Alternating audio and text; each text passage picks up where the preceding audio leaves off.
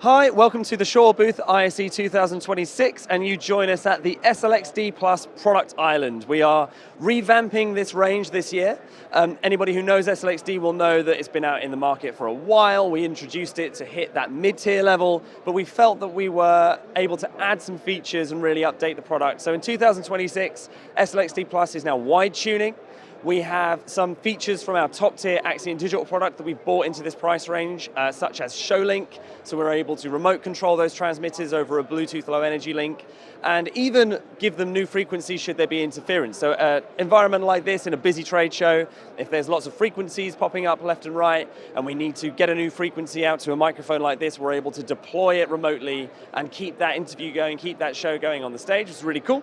We're also adding Dante to the line, which is fantastic. So for those installation customers who are using Dante to transport their audio around, we're able to be very flexible, integrate straight with that IP network, get stuff up running on a network.